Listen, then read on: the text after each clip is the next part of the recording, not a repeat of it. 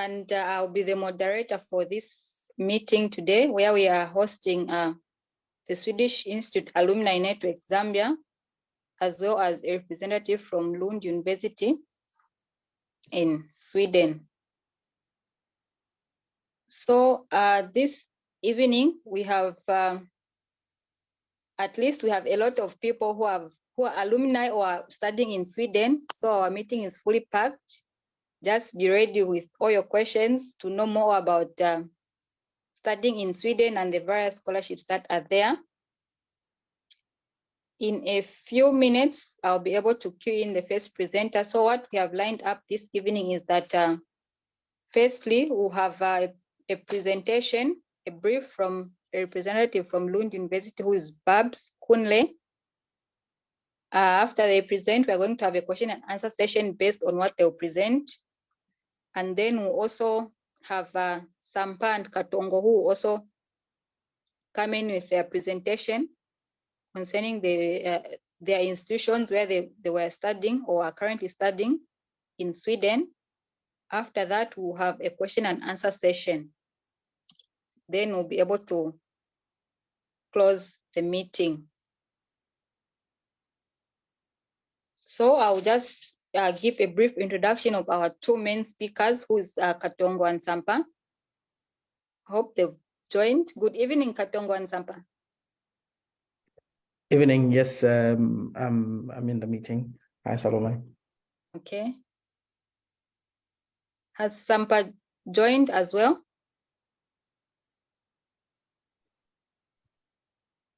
I'm not sure, but I think so. Not yet. He will join. We're just having some technical issues, but he should be able to join in time soon. Okay, thank you. Okay, I'll just introduce them. Then I'm sure by the time I'm done with introduction, he'll be able to join. So Katongo Seyuba is a former recipient of the Swedish Institute Scholarship for Global Professionals, and is also part of the Swedish Institute Alumni Network in Zambia. He studied at Lund University with a Master's of Science degree in Development Studies. And he was also a chairperson for the Swedish Institute Network for Future Global Leaders. He is a researcher on climate change issues and has experience in working both in Zambia and Sweden on the SDGs. Welcome, Katongo, once again. Thank you so much. Thank you. Okay, then our other speaker is Sampangandu, who is currently pursuing his master's in mining and geotechnical engineering at Luleå Technical University in Sweden. He has a bachelor's in mining engineering from the Copperbelt University, that's in Zambia. And he also has a master's in sustainable mineral resource development from Cape Town University, and has worked for Konkola Copper Mine, as well as the Copperbelt University. So these will be the other speakers besides Babs Kunle. Good evening, Babs. Hi, Salome. Hi, everyone. Good evening. Happy to be here. Okay, we are glad that you are here. So we'll start with, I think time is running out. We can be able to start if that's okay with everyone. Can the presentation start? Then other people join us later.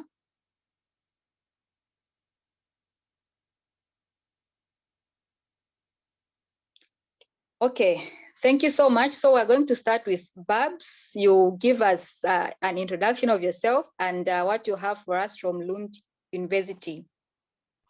Absolutely. Thanks. As Saloma mentioned, Babs is my name. I'm the International Marketing Manager for Sub-Saharan Africa at Lund University. So what that basically means is I help support students from Sub-Saharan Africa to secure admissions to Lund University. So everything that has to do with the application process, documentation, ongoing support all the way through from the beginning of the application all throughout till they show up in August. Myself and a few other colleagues are responsible for that. So I would try as much as possible to keep this part brief because, like I mentioned to Salome and Victor earlier, I would want to use this opportunity to answer as many questions as possible. I wouldn't just want to just put forth a PowerPoint presentation where I'm I'm certain most of you already have necessary information at hand. So I'll take a couple of minutes just to run through the application process, and then we'll leave the floor open for possible questions. Application opened in the middle of October, and it would be on till 17th of January in particular. So what that means is you have between now and January 17th to put in log on to universityadmissions.se and select 4 different programs if you're considering a master's degree. If bachelor's, you have up to 8 programs to select.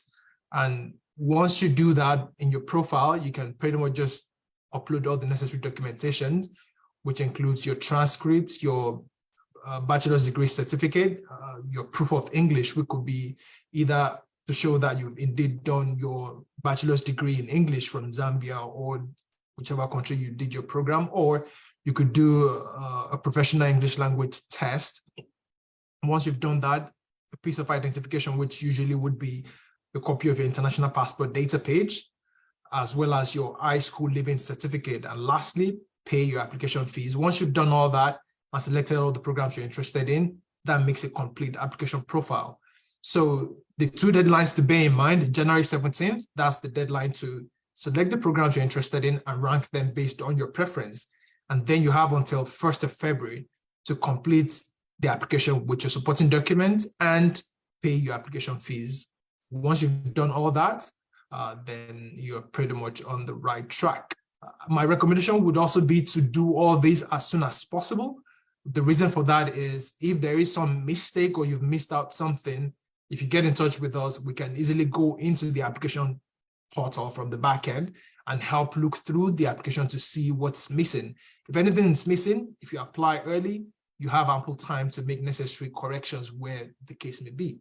But if you wait till 1 or 2 days before the deadline and you get in touch, then there's only so much we could do at that point. So try your best to do everything as soon as you can. So by way of the application process, that is a super brief summary. So I think at this juncture, I'll be happy to take questions. I'm not sure how many of us in this session are prospective students, but let's use this opportunity to get into the question and answer bit, because I think I still have about 10-15 minutes left to spend with you all. So thank you. I'm looking forward to questions. Okay, thank you so much. While we are waiting for other questions, could you just give a brief of the kind of programs that are there at Lund University? Well, I mean, there are over 100 taught master's program. I think we have about 9 bachelor's program. So, I mean, it will be difficult to run through 140 programs, but as always, you can easily find a full brochure of all the programs that we have on offer for all the international students on the Lund University website. Just Googling Lund University will give you access to that. Okay, thank you so much. You're welcome. So do we have questions? Perhaps from the prospective applicants. I understand some of the people in the room are already current students or alumni. So yeah, if there are prospective students, and if you've got questions, please feel free to put them here. Hello. Yes. Yeah, I've got a question. Yeah. How do you apply for a scholarship?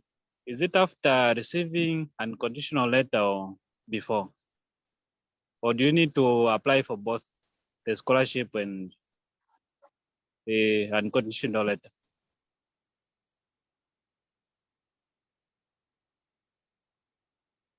Is it just me or that wasn't very audible? Yes. Could you kindly repeat that? I'm asking, like, do you need to apply for both a scholarship and the admission, or is just a scholarship, then you'll be considered, you'll be accepted at the university or enrolled? That's a good question. The first step is usually the application for studies.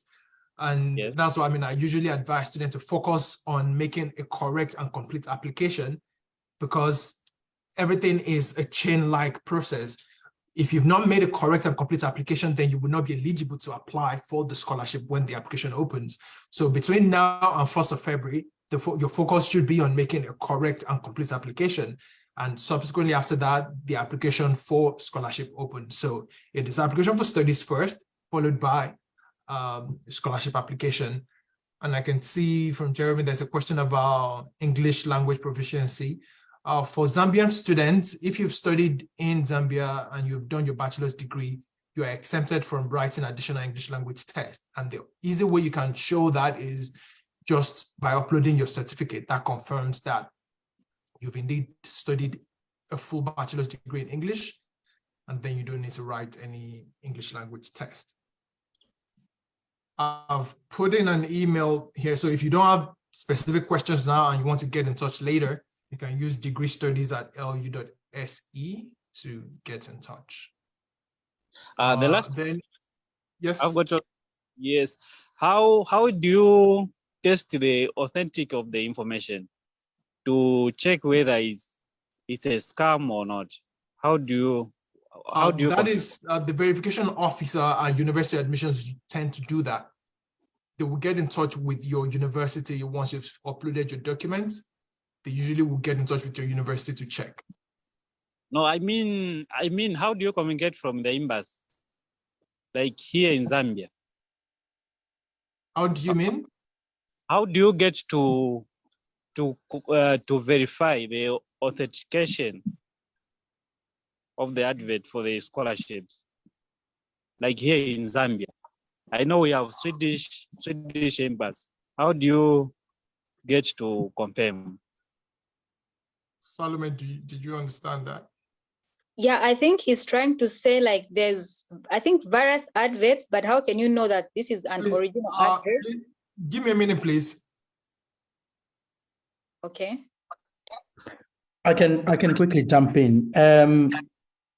Of course, yes, there are a lot of ads that run, and I'm sure I've been on Facebook, a lot of pages that claim to be offering or pointing you to where you can get Swedish scholarships. So I'm going to share sites. So there's an official site by Study in Sweden, and also for universities themselves have got the official sites. And for the Swedish scholarship, which we're going to talk about in a few minutes, there's also an authentic site that you could use. And we actually recommend that you frequent the sites, and also some of these programs like the Swedish Institute have a Facebook page where you're constantly updated and you know where to get the right information from there. So I'll leave it at that. Thank you so much. There is another question from Walia. Could Mate take over responding to us, reading the questions?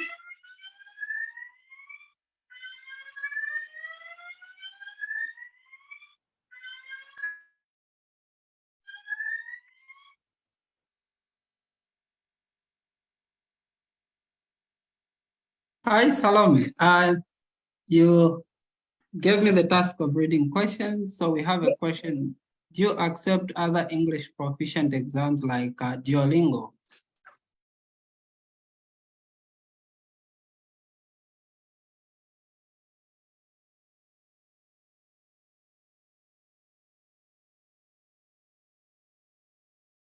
Sorry, Mate, was this one targeted to me or to Babs? Or maybe anyone can jump in?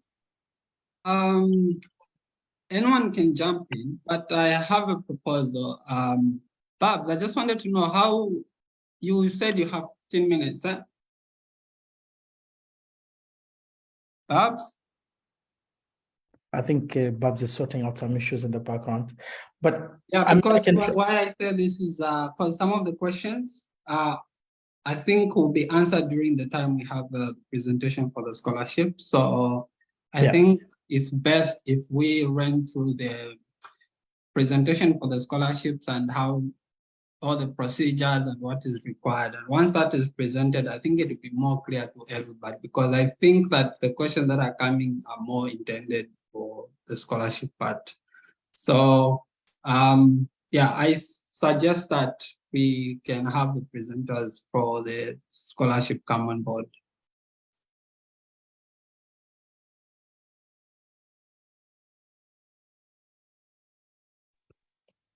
Okay, yeah, thank you so much. I think for now we can have Katongo start in with his presentation. Then after that, we'll go to Sampa.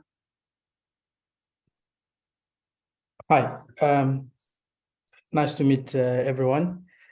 So I'm Katongo Seyuba, and Swedish Institute Scholar 2019, and I'm now an alumni also in this session representing the Swedish Alumni Network in Zambia, which essentially is as a body for all Swedish connected people, I would say, including the Swedish scholars that get scholarships, but also other Swedish funded ITPs. So it's a community of people who have connections with Sweden, and it's under the care of the embassy in Zambia, and we're supported by the Swedish Institute. Now, talking about scholarships, there are two things that I just want to emphasize. One is on issues to do with work experience and leadership. So the Swedish Institute Scholarship for Global Profession has a big focus on trying to build capacity for potential future global leaders. And in that sense, for you to be awarded a scholarship, you need to demonstrate strong leadership experience. This could come from your previous work, your engagement in civil society, etc. And also have work experience of about 3,000 work hours by February next year, when the scholarship application opens on the 10th. So two key things to keep in mind is the issue of work experience and leadership experience. And now the details for all these, I'll not go into them. I'm going to share the link. So with work experience, you've got, you can include up to, I think, 3 jobs, and how their work hours are counted is also very much detailed. And I'm happy to take any questions if anything will be unclear there. And also for leadership experience, it involves like, okay, if you are in a leadership position in your previous work, if you are an HOD, or if you are in HR or whatever, how many people are you managing? Like, you need to kind of demonstrate some of these issues. It's not just enough to say, I have work experience and I have leadership. So when you start the application process, and when you start filling in the forms, there's a point where you need to give proof of leadership and proof of work experience, which should also be signed and authenticated by, could be your previous employers, previous supervisors, etc. So I think that's the first step that I wanted to just bring to the table. And also the Swedish Institute places a strong focus on the Sustainable Development Goals. I think this is very important to note down. So when you are making the application, try as much as possible to link your work experience and your leadership experience to the Sustainable Development Goals. So if you are, for example, working in health, you've got the SDG that covers health. If you are working in environment, you've got the climate. If you are working in the agri sector, you've got zero hunger, no poverty. So there are so many ways in which you could connect, and I would encourage you to familiarize yourselves with what these SDGs are and some of the priority areas that you could link to your experience. And yeah, and of course there are a lot of myths that are floated around. I also heard them when I was making the application, to say maybe the scholarship application has a quota system. For example, is there a specific number for how many Zambians are taken every year? That's one of the myths that I just want to put on record. So there's no quota system. It depends on the quality of application. So at some point the year before us, we had 3 people that were awarded scholarships. Then in our intake, we had 10 people and so forth and so on. So the number varies according to the quality of the applications, because you do not compete as Zambians, but you compete with all other countries. And then they choose the best 300 out of usually 8,000-10,000 applications. So that's number one. There's no quota system. So which means that you need to put in effort and a lot of time to prepare a very good application. I think I need to emphasize the issue of effort and time. Sometimes we would want to do things last minute, which might not be helpful to the quality of the application. So it's very, very, very important from my experience to think about these processes, to start now, trying to put down good motivation, trying to trace back your work experience and leadership to things like the SDGs, and also trying to formulate a very good argument as to why you should be awarded the scholarship, and have those things prepared, have someone to peer review or proofread some of the things just to see if they make sense, and also engage your potential signatories, your supervisors, and people that will authenticate the proof of leadership and work experience. You need to engage them in good time so that you don't have problems running up and down last minute before the application to get your documents signed. Then the other thing is, I've also heard, well, maybe the scholarship is only targeted to civil servants, which is also not true. We have a lot of people that have worked in the private sector. My brother Sampa here was in the mines, and we have so many people that come from the private field and that come and make the scholarship. So where you work doesn't really matter. I think the key issue is how you present your work, how your previous work connects with what you want to study, and what your future plans are after you study. So 3 things. Your previous work experience, how does it connect to what you want to study, and how are you going to use your master's, to either improve society or whatever your plans are. So having that strong connection that is very coherent, I think, is very key when making a good application. Myself, I studied at Lund. It was a very good experience. I also had the opportunity to jump on the Swedish Institute's leadership programs, and there's so many benefits that we could talk about studying in Sweden. So I'm going to leave it at that, and then I can hand it over back to Salome, and then I can take any questions if need be.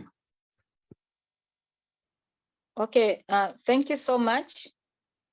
Can we have Sampa as well to maybe give a brief before we take the questions? Good evening, everyone.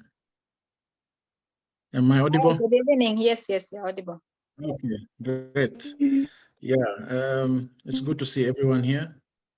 My brother Katongo has given a very good summary, a concise summary of the scholarship. When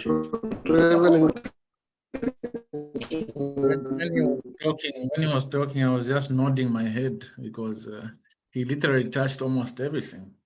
But before I jump into my core purpose of presenting today, I think I want to mention little things that they don't really look important, but they matter in the application process.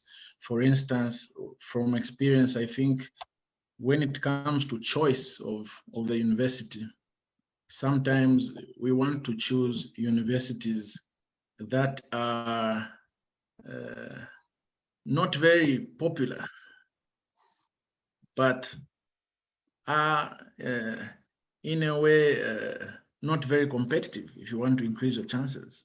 But that does not mean that if you apply to Stockholm University or KTH or Lund, you won't be given. So many are given scholarships. But there are certain little things that matter as well. The choice of your university, the choice of the program, as long as it's in line with what you're interested in, that would also be a plus. As Salome mentioned, I'm a mining engineer from Zambia. I'm studying geotechnical engineering and mining, for my master's here. I got my scholarship in 2021. And just like Katongo, when I came to Lulio, I served as a chairperson for the SI network up here at Lulio University of Technology. So my experience has been very good. I think SI is a very good scholarship program. It's got no age group. I think the maximum, if I'm not mistaken, should be, is it 45, Katongo? Correct me. Well, interesting. I've never heard about that. I Oh can yeah, check. yeah. So but there's no age limit really. To anyone can come and study. And for those, particularly like my case, I'll speak mostly about myself. For those that have maybe families and are thinking of bringing a family as a constraint, that's not a constraint according to SI. You can come and study with your family if you like. It doesn't matter whether you've had a master's before, you can still apply for SI. It doesn't matter whether I finished my bachelor's degree in 2009.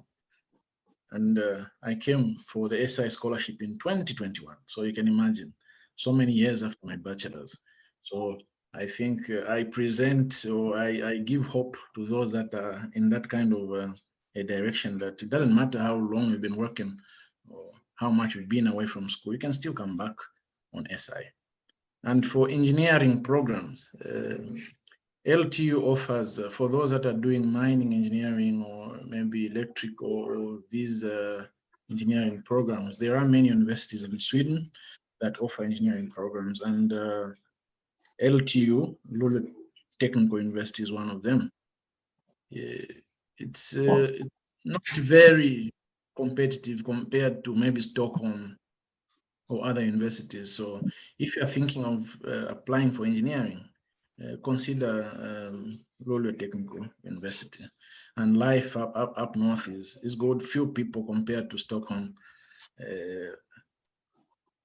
It's obviously very, very cold up here. It gets to minus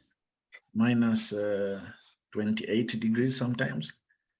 I think my brother Mate can agree with me. He's just next to me in the other town. Yeah. So apart from that, what else can I say?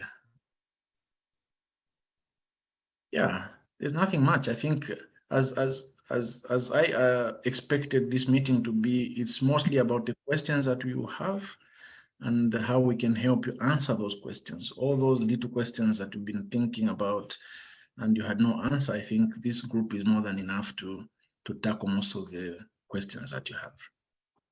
Yeah, thank you. Thank you so much. I would maybe start with Babs, since he has to leave shortly. Could you explain on the qualifications if you want to do a master's? What grade is accepted in terms of distinction, merit, credit? What are the specifications for Lund University? Thanks for that. As far as application process is concerned, programs at Lund University don't essentially have a minimum as such. Like the programs don't ask for things like, yeah, you need to have a minimum of 2-1 or you need to have a first class. No, that's the essence of sending in the transcripts, because most of the programs have a prerequisite that they will be looking for in your bachelor's degree. So the admission officers, in essence, look through the transcripts to check your individual score in specific courses that are prerequisites for the master's program. So for example, you're considering accounting and finance program at Lund University. The entry requirement would not be that you must have a 2-1 in accounting and finance from your bachelor's, no. But the admission officers would actually go through your transcript from year 1, 2, 3, 4, and the likes to see what your individual score has been in, doing like introduction to accounting or finance and all those details. So it would be, specifically the function of your results or your performance in individual courses. So there isn't a specific entry requirement as such. It's just a case of, going through the transcript and seeing what specific courses and what your grades are relative to the program of interest. Thank you so much. I think I saw there was a question earlier when I was away. Someone was trying to find out what the extent of our support is. And I mean, as far as supporting students is concerned, and this is something we do year in, year out, this time of the year, this is when myself and my colleagues actually, pre-COVID, we would actually travel across the world, meet students, do information sessions, attend education exhibitions, just to, you know, talk about Lund University and all the processes. So the support that we offer goes from when the application process starts, regular correspondence via email, webinars, and the likes of it, all the way through to the result coming out. And when the result even comes out, that's not the end of it. We will still support students with residence permit application documentation, helping them with practical information as far as that's concerned. I think if Katongo being an LU with links to Lund University can confirm this, you must have received regular correspondence from either myself or my colleagues throughout the application process, informing you about all the necessary steps.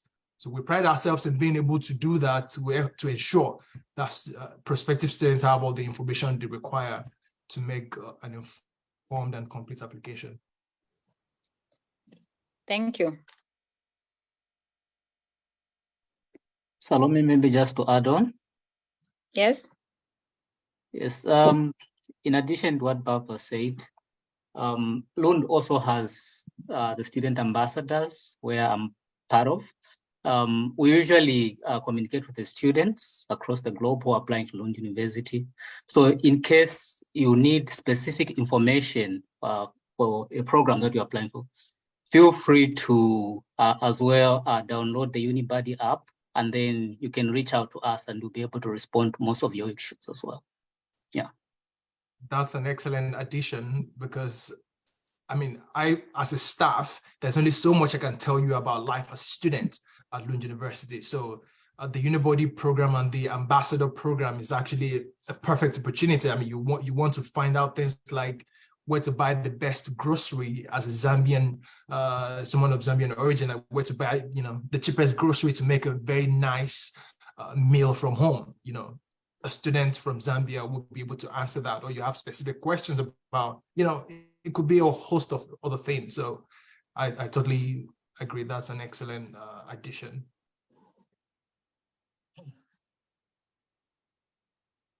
Thank you. There's a question concerning essays from Izo. Is there similar essay questions like the ones for Chevening and Commonwealth Scholarship? If yes, briefly explain how one can answer them. How to answer essay questions in the application process. Yeah, but I can also allow colleagues that, because I'm not privy to Chevening and Commonwealth application processes. I think they're talking about just general essay questions. Yeah. So I think when we were applying, I don't maybe things have changed, but when we were applying, we didn't have like big essay questions. So it's a form that you fill in, answering questions, or indicating if it's work hours and the like. But then there's a question that is based on your motivation, and it's actually a very small box that you need to fill. And there, I think the biggest tip I can give is just honesty and transparency, and also keeping things as simple as possible, right? Because you have such a small space, you don't have the liberty to express yourself as much. So you need to think about what to include there. And I mean, the rule is that you don't need to repeat stuff that's in the CV and all these other forms. So you just need, depending on what the question is, you just need to focus on answering the question, even in the shortest possible words, and just be transparent. But like I mentioned in the beginning, you might as well want to link your answers to the SDGs. I can maybe Mate and my other colleagues can jump in on this one. Yes, I can jump in. I have had a time to look at the Chevening Scholarship and the Commonwealth Scholarship. Actually, before I even like clocked 2 years, like working 2 years, I had a chance to do an interview with the Chevening Scholarship within 1 year of experience. So generally, I think I love it the way Katonga has put it. Generally, you have to write an essay where you talk about your profession, what you have done, and you link these, like you link your experience with the Sustainable Development Goals. Generally, the questions are the same, like how, if you are given a chance to study in this particular country, how are you going to contribute to your country? So it's for me, it's kind of the same questions, but of course they differ in wording, you know. But generally, you need to be able to just explain really what are your ambitions, you know, what is your plan after 5 years, how really is something that you really want to do relevant to yourself, your country, and the world at large, because we are all, you know, the Sustainable Development Goals are global. They are not just for one particular country. So I think Katonga really did a very good job to try and really explain earlier when you explained. Yeah, so basically that's what I can say. Okay, thank you.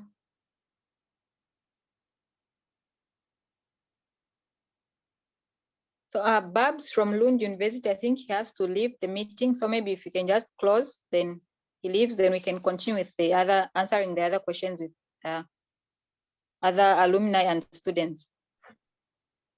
I have a question for Babs, actually. Sorry. Yes, please.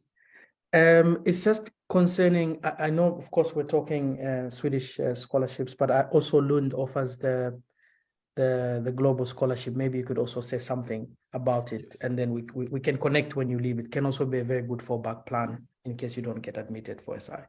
Absolutely. I actually just got prompted to mention that as well. So these two scholarship options that we actually recommend from a formal standpoint are both the Swedish Institute Scholarship and the Lund University Global Scholarship.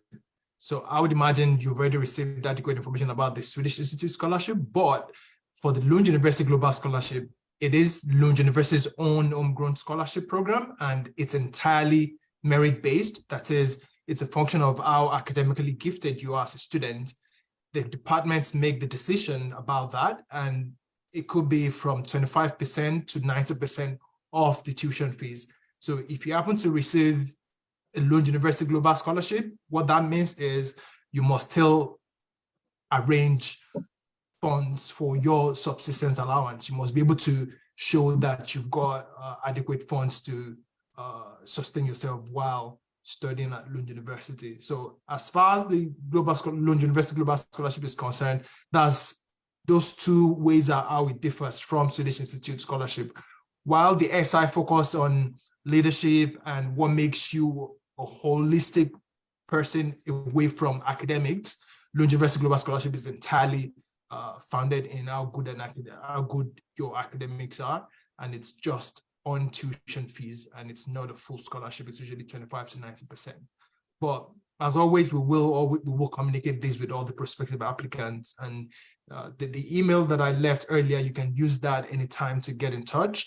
And as a sort of parting message, I would like to say a little bit about cover letters, because I think someone was asking about essays and all that, and that just brought to mind.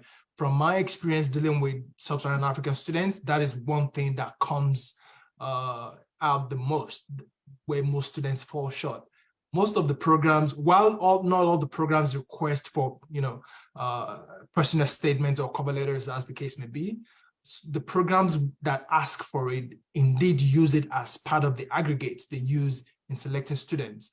And a lot of students make the mistake of they're applying for our programs and they just write one generic, personal statement to cover all the programs and universities they are applying to, using things like, this is why I'm interested in your program when if I get admitted to this program, an admission officer seeing that sends red flags. It basically shows that you're not a dedicated and keen student. So my advice to you would be, if the program you're interested in is interested in a passionate statement, take some time, research the program, research the department. You might even go the extra mile, look at past theses from the department and find ways in which you could quote and say things like, yes, well, I saw one of the students from 2018 did their research on so study with supervisor, so this is the field that I'm interested in and I would like to do this with, show a little bit. You could use 2, 3, 4 lines, 1 paragraph to indicate that you've indeed done your research and that's a way to show the admission officer that you are indeed worthy of the position. As you would know, Lund University is the top 100 university in the world. The competition is fierce to get in. So these are the ways in which you stand yourself apart. You need to show that you indeed want to study with us, and then once you've demonstrated that, then things will be a lot easier as far as the selection process is concerned. So in the absence, if there are no additional questions, I'll use this opportunity to say thank you to the organizers, and I appreciate you having me, and feel free to get in touch. They all have my email address. You can pass that on, and you have the general email address to get in touch with us if anything else comes on. Thank you very much. As you disappear, I just also want to, on behalf of Time Action Zambia, so thank you so much for taking your time to come and just share wise words with us. I think your presentation was short, but quite very good and excellent. So we are really, really grateful, and thank you so much. And greetings to everybody at the office. Will do. Thank you very much. And please stay in touch. Thank you. All right. Bye now. All right. Salam, the floor is yours. Bye-bye. Okay. Thank you so much. Another question from Izo. How can you deal with immediate supervisors who like blocking officers from studying abroad, even after completing all the required documents and finally selected by the international university? Wow. I don't know who can take that question, but it seems like an internal question based on where you're working from. If anyone is able to answer that, can take it up. I can give it a go, but also open to my colleagues to jump in. Yeah, that's a very difficult question. It's a very difficult question, but I mean, there's always a way around things. That's just my life principle.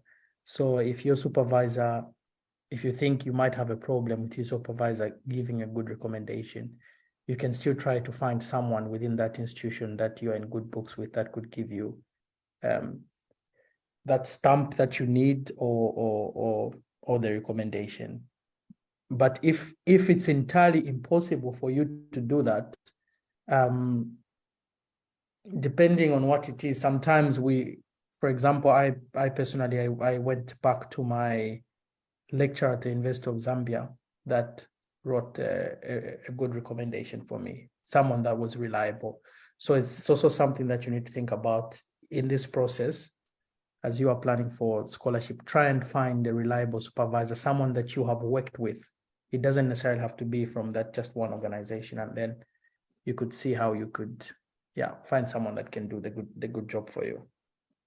I'll hand it over to my colleagues to jump in. Hello. Thank you so much. Could we pick another question before Izo comes in? There is another question coming from Mwanza. Do academic transcripts and certificates have to be certified? Yeah, I think I'll try to answer that one. Okay. The first time I applied for admission in Sweden, I uploaded a certified true copy on admissions, universityadmissions.se, and that they couldn't accept that. So the answer to that is they want a scanned copy of the original transcript. They don't need to be certified. Thank you. Another question from Jeremy. I think this one has been answered concerning the English proficiency exam. It's like he didn't get a clear response. Well, Sorry, go ahead, Mate. Sorry. yeah, I mean, I can check that one. I think I want to address it this way. I'm aware that when you apply for the island scholarship, you do an English exam on, it's sort of like on Duolingo. Yeah, so with the Swedish Institute, you don't need to do that. All you have to do is, because English in Zambia is an official language, so all you have to do is go to the university where you did your bachelor's, and they will give you sort of a recommendation letter that states that you did your bachelor's in English. But if you apply to universities in the UK, you need to sit for that exam. Yeah, with the British, should be one of the British institutions, and then you have to pay. But for Sweden, Netherlands, and Germany, you don't have to. All you need is a recommendation letter from your previous university where you did your bachelor's. But if you apply to Ireland, then you need to take when you're called for the interview at the embassy, they later give you a link where you write an exam on Duolingo. Yeah, so we don't do that. Or I mean, for the Swedish scholarship, no, you don't do that. Yeah. Thank you very much. I think those are the questions, unless someone else has a question. But I think all the questions in the chat have already been answered. Then another issue, maybe it has already been talked about. They are always asking, like, how is the situation like when you get a scholarship in Sweden? Are you mandated to go back to your country, or there are possibilities of staying after your studies?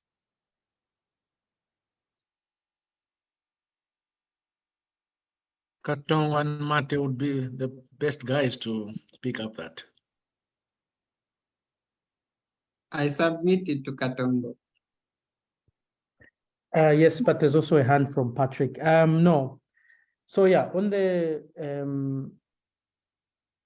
no, there's no requirement for you to return back. Of course, it is encouraged and advised that once you get the scholarship, you go back to your country, to apply the knowledge and etc. etc. So yeah, but it depends also. If you want, you could stay and try and find opportunities in Sweden. And yeah, but there's no, like other scholarships. I know, like the British scholarships, we don't have a cap to say you need to go back. So maybe those arrangements are made with your perspective. I mean, your employer, and then yeah. But from the scholarship side, no. Thank you.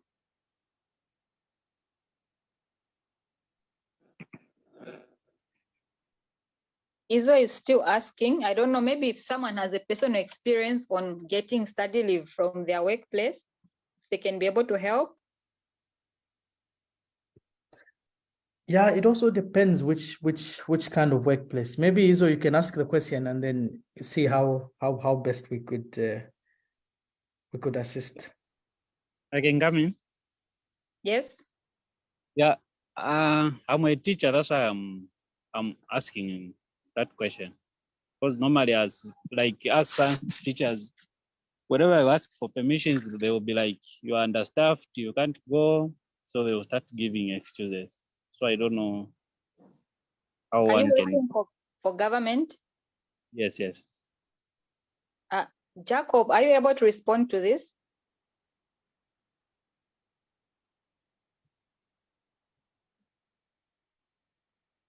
Is Jacob here?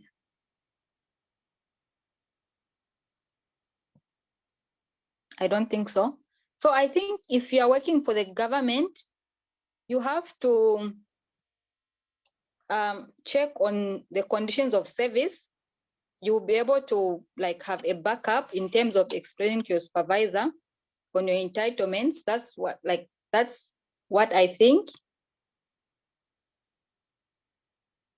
Conditions of service, as far as I'm aware, you are entitled like to upgrade your studies, but you can check with that so that you know your entitlements. That's what I could say, but it's very difficult to give you a concrete response because we are not so sure how your work environment is. So it would be like very difficult for us to give you an option on what you need to do. It's clear. I've heard. Yeah, but yeah, check the conditions of service and what you're entitled to, how to get leave, what it says when it comes to an employee getting an upgrade in terms of their academics. Then maybe that can guide you. Okay. Okay, I've heard. Thank you. Okay. Yeah, but just, I mean, it's a very tricky question that is, I mean, we would avoid to take. But I mean, speaking from experience, and so when you work in the government, like Salome said, there are rules, you know, everybody has to abide by the rules. So one of the rules is that for you to be able to go for further studies, you must have worked 2 years. So if you want to leave within or before you attend 2 years, it's almost impossible.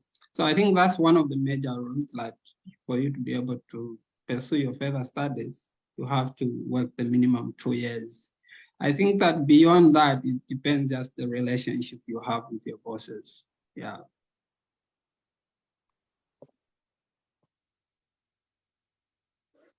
A question from Muma Andrew. When answering the motivational question, do you have to respond in line with your first choice course, or do you have to be generic in line with all of the choices?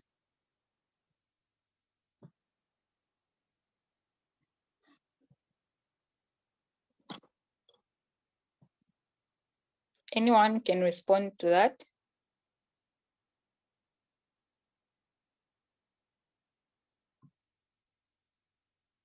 Katongo and Sampa, do you want to take before I can? I think for me, I'll give an account of my experience. I was applying in 2 different programs, though related but different. So when I did my motivation letter, I tried to just be in between, you know, sort of like, of course, what counts first is the first option that you have. If you're not given a position in the first option, then the second option comes in. But in my case, they were a little bit related. So I tried to talk about both of the subject areas. I don't know, some else can also share the experience. Yeah, so I applied for development studies, Lund. I also applied for international development studies. I also applied for, I think, global studies.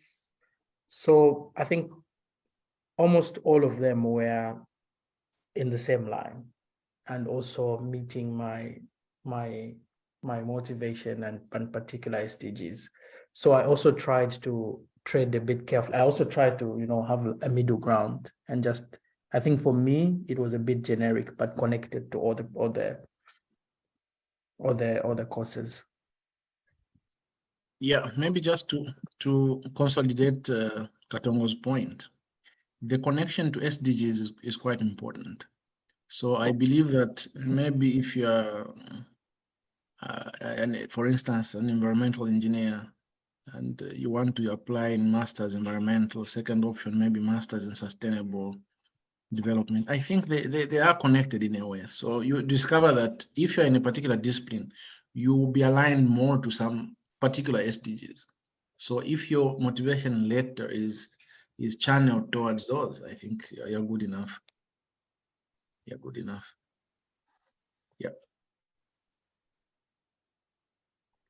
Thank Yes. you. Oh, okay, great. Oh. You can go ahead, Salam. No, you can continue if you have a contribution. I wanted to read another question, but if there's still more you need to add, you can go ahead. Yeah, I mean, I just wanted to cement what my colleagues have already alluded to. Usually, I mean, actually the right, like it differs, you know, you could have one general motivation letter for all the, usually we apply minimum like 3 different programs. But some of the universities actually would require you to have a particular motivational letter specifically for that program. For me, if you ask me, my emphasis to you would be research. You know, these things they are on, all you have to do is Google, like you can visit the, the website of a university and read for yourself and see what kind of requirements they have. So like my colleagues have already mentioned, I applied for water resources at Lund University. I also applied for environmental engineering, Stockholm. KTH in Stockholm. I also applied for environmental engineering and infrastructure at Chalmers University in Gothenburg. And I got admitted in all of them, but still I chose Lund University. But when it comes to the motivation letter, because everything is also like linked, I just wrote one and that was sufficient for all of them. Yeah, so, but please really go to the university, check the requirements and pay attention to the requirements. If they tell you that you need like a specific motivation letter for that university, then you have to do that. But some of them really, if you've written one, is sufficient. So it depends. It's not one answer. Yeah. Yeah, you've just reminded me, Mate. I think every university sometimes requires additional information. For instance, when I applied at KTH, they asked me to break down the courses I had done on my bachelor's. For instance, they said in thermodynamics, which courses did you do? In mathematics, because sometimes they don't understand the naming of the courses from home. So if they need further information, some universities will write to you. It's not every university that does that. Some ask you to calculate the GPA, things like that. But all this is meant for you to kind of like meet their criteria of selection. So every university may be different, but generally, I think, those who apply for business also, Stockholm School of Business has an additional, a separate kind of route you take when applying for, is it SI or admission? I can't remember correctly. Yeah, so it could differ in one way or the other. Yeah, so just be mindful, as Mate said, research, take it upon yourself also to research which program about the program you're interested in, and also the university. We may not give full information to make you fully ready to apply, but also take it upon yourselves to just do some background research so that you're more knowledgeable. Yeah, I think everything is online. Thank you. Ishaya Patrick, you have your hand up. You can go ahead if you have a question. Okay.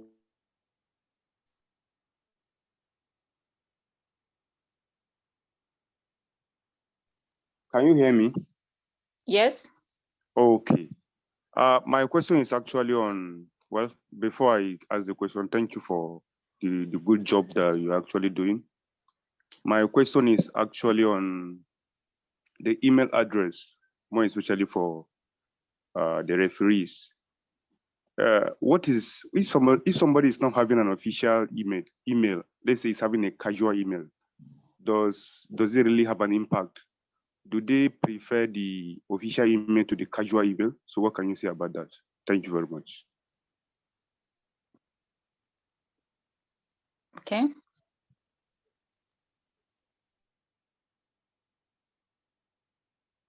Sampao Katongo, you can take that. Or Mate, anyone? That's a very good question. I don't think I have an answer to it. If I Yeah. can take it. Yeah. Okay. Good. I mean, because for me, I started my journey a bit early and trying to understand the thing. So that's maybe the reason why I kind of have a little bit more experiences in this issue. So when you apply for various scholarships around the world, I mean, when I started with the UK scholarships. I mentioned I went to the Betrust just, interview just when I had not even clocked 1 year. When you apply to certain universities, they need institutional referees, like institutional emails that have, they need individuals whose email have the institutional link or, at the end of it. So it depends, but some don't really care, like you can use like the person on the Gmail, but most of them, they prefer institutional because that way it's more authentic, because anybody can come up with a Gmail account and, write you a reference and send it. So it's not more official, it's not authentic. Yeah, so those are the things that they try to run away from. But however, for this, I think that for this presentation specifically that we have today, so when you apply, of course, I know that at some point you may need to do some reference here and there, but mostly, I think Katongo and Sampam may touch on that. You have to print the documents after you filled them. You have to take them to maybe the company where you work, or maybe the person that is doing the reference. These have to be stamped, because having the stamp of, for example, on the Swedish Institute scholarship is like really, really important. And for me, I still like Katongo's point. These things take so much time. You cannot just wake up today, tomorrow is the closing day, and then you start like working on your application. Forget it. If you want to make it on the list, at least try enough. Like in our case right now, the deadline is in February. So you can start the process right now. Start putting everything together. Babs mentioned that the deadline for study places closed on the 17th of January.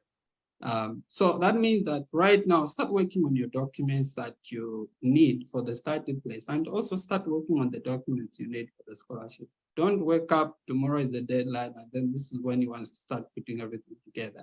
Yeah, but getting back really to the first question, it depends on institutions, but everyone, of course, every institution wants institutional emails.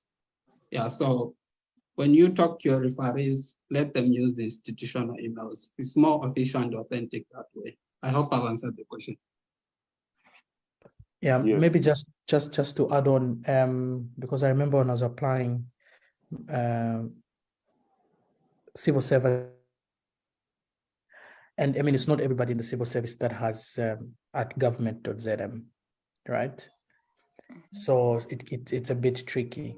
So I would say you should not worry too much about the email. I would take that bullet. I think the most important thing is an official stamp, like having that official stamp, because now that is what authenticates everything, something that is traceable. So if you are working for a company, have an official stamp for the company, and then the stamp also has an address and all those things, something that they could at least trace. So I think I think worry much more about the stamp. How the email would affect you, I'm not so sure. Hi. You're actually very correct, Katong. For the Swedish Institute scholarship, it's not actually the email that is valid. It's the stamp that is that authenticates everything. So but for the British scholarships, you need an institutional email. Yeah. Thank you for the clarification, Mate. Patrick, you have another question?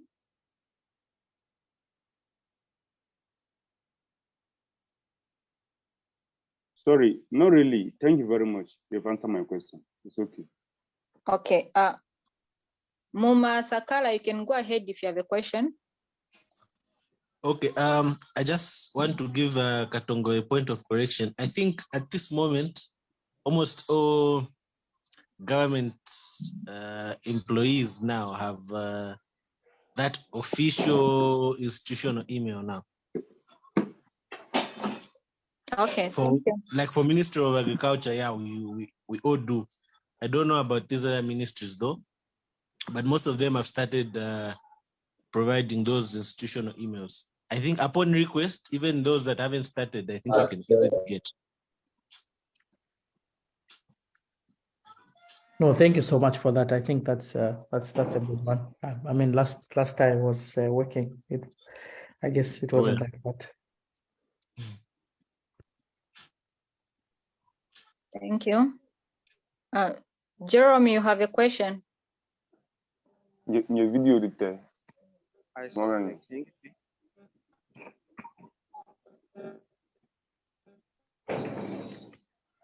Can you get me? Yes. All right. Okay. Thank you so much, Sanchez, for organizing this program. It's very, it's full of information, and I appreciate it. I just wanted to find out about the admission process, and also if one can apply to different institutions, or it's just some few institutions in Sweden that are accepted. And then furthermore, I just wanted to know if part of the admission letters come together with the visa as well. Thank you.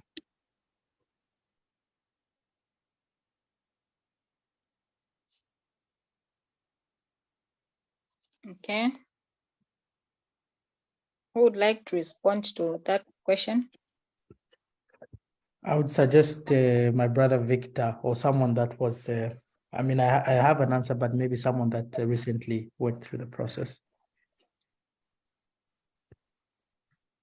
Victor, you can take that one, I think.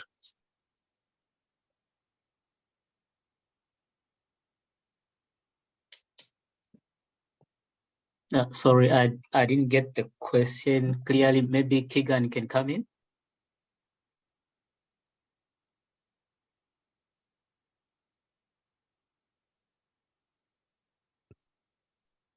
Sorry, I also missed the question. I think I got the question. I could go ahead. Oh, yeah. okay, Sampa, go ahead. Yeah, where you can come in where you feel like you need to consolidate.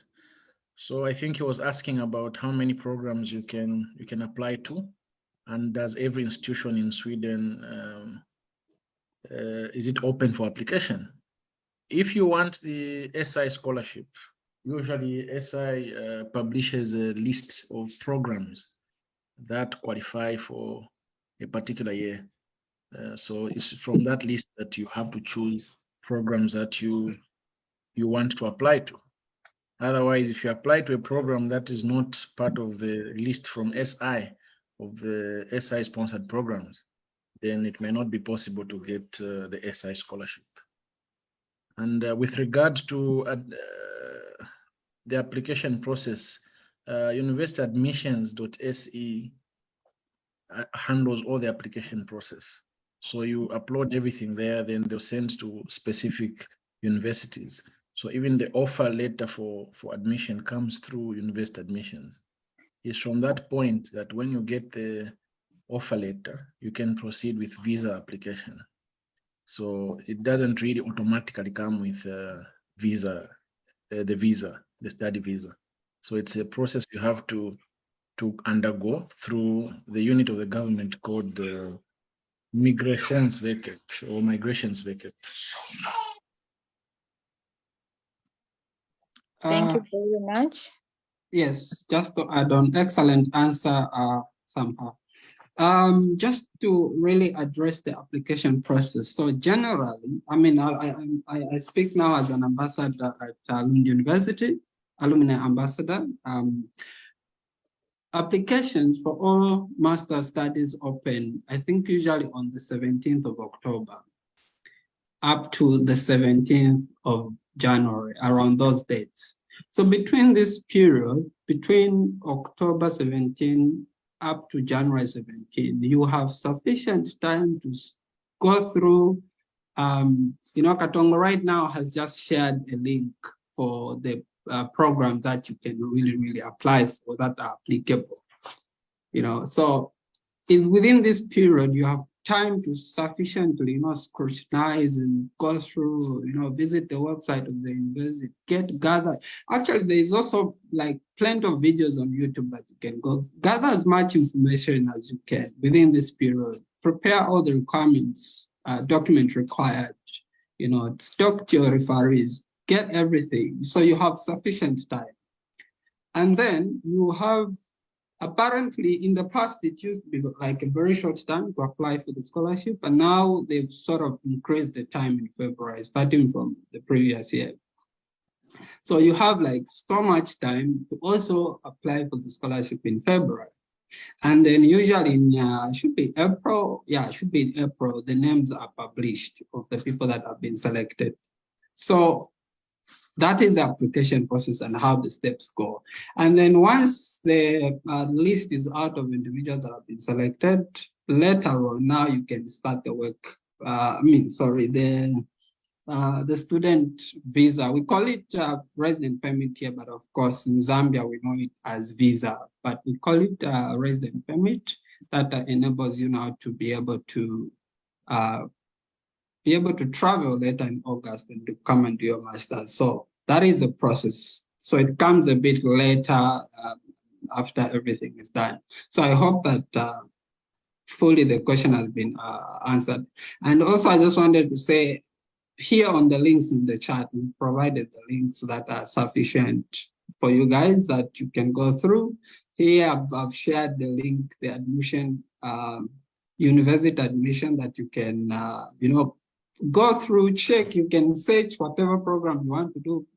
These things are there. We live in a global village now, so information, you can access it even if you are in Chavuma. You don't have to be in New York for you to be able to access information now. So please, and again, I emphasize, there's plenty of time. So prepare, go through, research, gather as much information as you can. If you don't understand anything, there are so many people to ask. We have this wonderful platform with Time for Action Zambia, where we bring on different people from different, who have, had different scholarships to come and speak to people that wish to pursue their further studies. So you can get in touch and we'll be able to link you so that you are more well prepared. But as I stop talking, for me, be authentic, because that is really important. Don't just get what someone wrote and that is what you're going to repeat. No matter how many times you're going to apply, that thing will just be thrown in the bin. You can apply in 10 times, you'll never be picked. So be authentic, be original, be yourself. Exactly. So I end there. Salome, you can continue. Thank you so much for that highlight.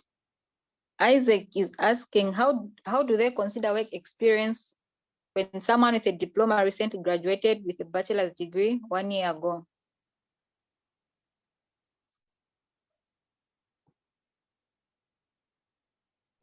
Yeah, I can try and I can attempt. So work experience, the details are also there on the SI page, but so it can both be full-time work, like an actual job. It can also be part-time work. And also as a freelancer, it could also be volunteering. Okay, and then how you calculate those hours, it's 40 hours per week, maybe. Yeah, 40 hours. I guess I'm mixing up my thoughts now. I guess the most important thing is the 3,000 working hours, right? So do you meet the 3,000 working hours? And you might have a lot of, side hustles, small jobs, but also try to pick work that is relevant to the program that you're applying for. I think that that is very important.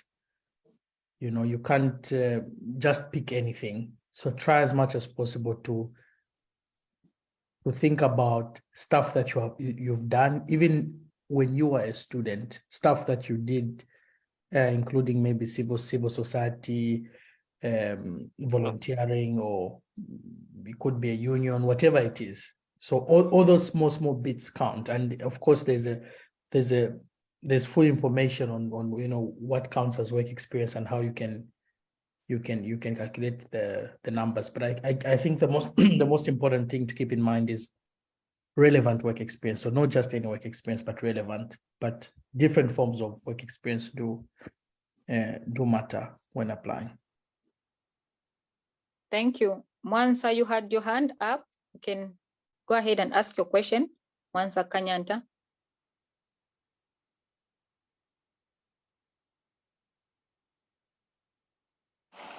Good evening. I would like to thank you guys for this very insightful meeting. I had a question regarding the credits. I don't quite understand how those are calculated. So I wanted any of the facilitators to maybe shed more light on that. Thank you.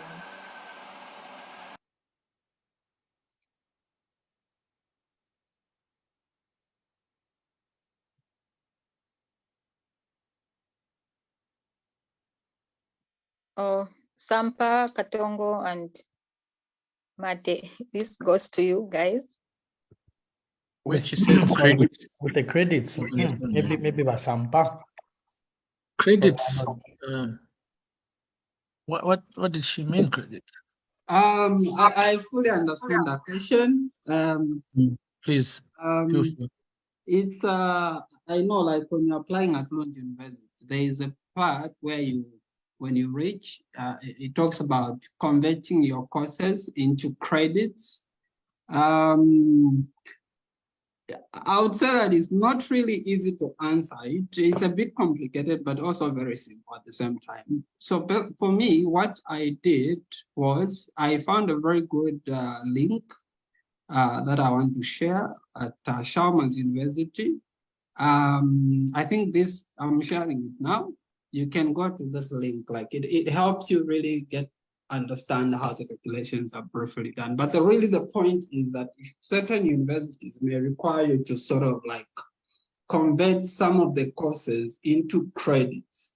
So it's just a conversion issue. It's not really, but it really doesn't really like hinder you or block you, or no, it doesn't actually. But I mean, even me, when I did it, like everything wasn't really 100%. But what is really important is that you attach your transcript, which obviously has the grades. And it differs, of course, from university to university. Like at the Copperbelt University, where I did my bachelor, a half course was 2.5 credit, and the full course was 5 credit. So I'm not sure about UNZA how it was, but then you can like add all the courses maybe that you did, and then maybe divide by. So like this link that I've shared gives you an idea a bit about how to do the calculation and just doing the conversion. But for me, what is important is attach your transcript. I think that is sufficient. And of course, your university certificate. Yeah, those are really sufficient. Thank you so much. Looking at that, we only have a few minutes remaining before closing the meeting. Is there any other question that has not yet been answered, or any last question anyone would like to ask?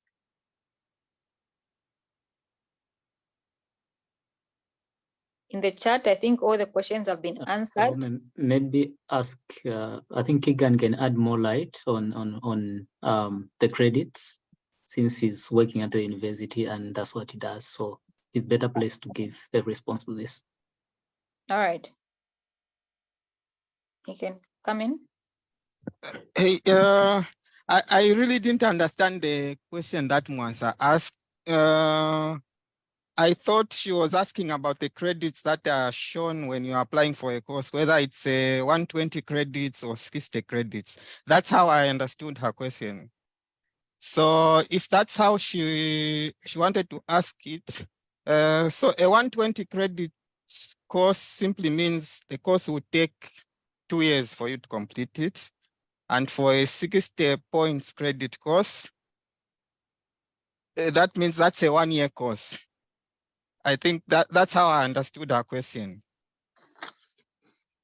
I'm not sure if that's what she was asking about when she asked about credits. If she can come back and just confirm if that's what she wanted to find out. Yes, Keegan, actually that was my question. It was relating to the credits that are, as you're picking the course, the credits there. So I didn't quite understand that. But thank you. Excellent, Keegan. I missed the question. Sorry. Yeah, I thought it was for the application, but I mean, you've really brought up a very good point, Keegan. Thank you so much. I really agree with you on that one. Yeah. Thank you. Thank you so much. For now, I will take it back to Mate, who is going to close for us the meeting.